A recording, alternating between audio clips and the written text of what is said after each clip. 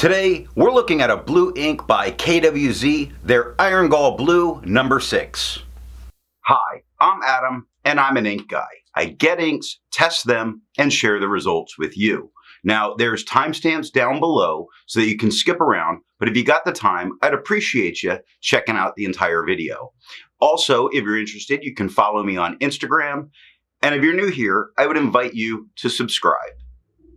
In order to make sure I have a range of experience with this ink, I do the writing samples. I then put the ink into this Fountain Pen Revolution Himalaya with a flex nib to write with it for a day and take the notes for this video. This first writing sample is done with a standard set of paper, Clairfontaine, Tomoe River, and Rhodia paper. Now, there are additional writing samples that will occur later. Now, let's look at the writing sample. I picked this ink up in sample form, so it came in a vial like this. And to keep my writing samples consistent, I use a Jinhao 159 with a Goulet 1.1 stub, a Jinhao X450 with a Goulet medium, and a Jinhao X750 with a Goulet extra fine. Let's take a look at the Clairfontaine. No bleeding, no ghosting. The 1.1, no feather spread, halo sheen, and no shade. The extra fine is the same tone as the stub, with no feather spread, halo sheen, no shade, 10 seconds to dry. Medium is the same tone as the extra fine, with no feather spread, halo sheen, no shade, 19 seconds to dry. The scrubby for both show us no color variation, and we didn't get any. Tomoe River. No bleeding, normal Tomoe River ghosting. The 1.1 has no feather spread, halo sheen, no shade. Extra fine is the same tone as the stub with no feather spread, halo sheen, no shade, 19 seconds to dry. Medium is the same tone as the extra fine and the stub with no feather spread, halo sheen, or shade, and 50 seconds to dry. Wow. Scrubby for both show no color variation, and we didn't get any. And Rhodia. No bleeding, no ghosting. The 1.1, no feather spread, halo sheen, no shade.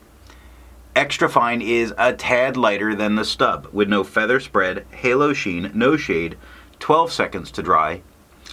Medium is the same tone as the extra fine, with no feather spread, halo sheen, no shade, 22 seconds to dry. The scrubby for both show no color variation, and we didn't get any.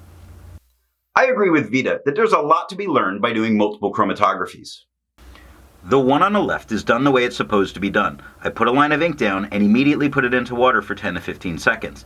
And we see a very light turquoisey blue on the bottom, a gray down there as well, a darker gray above that, and then a bright blue on top. So we're seeing a few different elements here. Now the one on the right, I let dry for 10 minutes before I dunk it into water. And that bottom gray and turquoise layer are still there. They're both just darker. That gray that pushed up pretty much looks the same, and that blue at the top, unaffected. It really did less in that 10 minutes than I expected. This one I let dry for 24 hours before I dunk it into water. And we really see most of that gray that was pushing up really staying in place in the line on the bottom. Some of it is moving up, but we start to see some water separation between where the bottom ink and the blue at the top is. But on top of that line, you do see little bits of that turquoise still. Now this one, I let dry for 72 hours before I dunked it into water. That line on the bottom, very there, really not moving, that gray. We do see some of the turquoise that's there push its way just a little bit, and then we get that nice bright blue. It's not as dark as it was originally, so not as much is moving.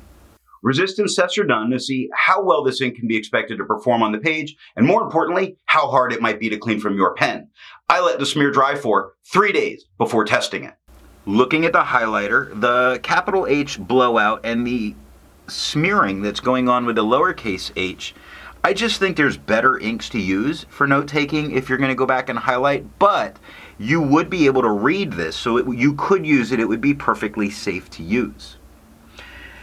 I don't know that it's going to show up on camera. I think this happened with the last one, but it seems to be some sheen or shine that's going on with this ink, but I never saw it come up in the writing sample. This is why I don't trust swatches as much, because you see sheen there that doesn't necessarily exist in the writing.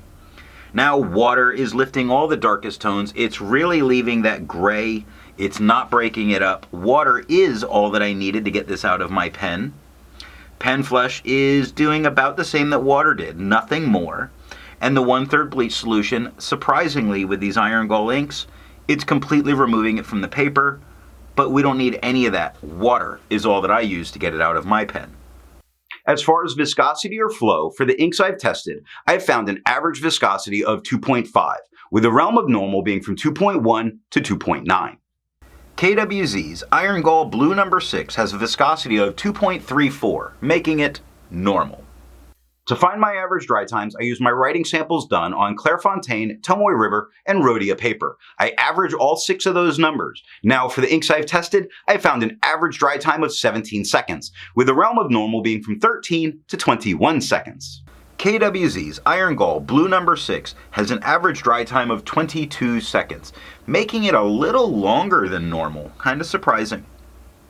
Instead of finding inks that look like KWZ's Iron Gall Blue No. 6, I would prefer to find an ink that complements its color on the page. I went for a nice brown. I went for Noodler's Manjino Nakahma Whalemans Sepia. The second writing sample is done on black and red Franklin-Christoph and Limon paper. Here we're looking at black and red notebooks. Now we get no bleeding, no ghosting. The 1.1 has no feather, spread, halo sheen, and no shade. The extra fine is just a tad lighter than the stub, with no feather, spread, halo sheen, no shade, 7 seconds to dry. The medium is the same tone as the stub, with no feather, spread, halo sheen, no shade, 11 seconds to dry. The scrubby for both show no color variation, and we don't get any. Franklin-Christoph. We get some bleed going on. We get a lot of show-through going on the medium. The extra fine, you do see it getting in there, but it's really not too bad. Medium, you can't use the back of the page. The 1.1 has, it also, none of it ever touched the page underneath. There we go. The 1.1 had no feather, spread, halo sheen, no shade. The extra fine is a tad lighter than the stub, with no feather, spread, halo sheen, no shade. Medium is the same tone as the stub. Now there is feathering that's going on. It's a very tiny feathering that we see in the RO of brown, we see in the K, we see in the Q, we see across the top of the T in the. I was very surprised that I got this feathering here, but I did get it. No spread, halo sheen, no shade, 10 seconds to dry. The scrubby for both show no color variation, and we're not getting it. And Limon paper. Now the medium, we do get a bunch of bleed spots, not so bad with the extra fine. The medium also wound up with a bunch of show through. Doesn't touch the page underneath, but with the medium or a wet pen, you can't use the back.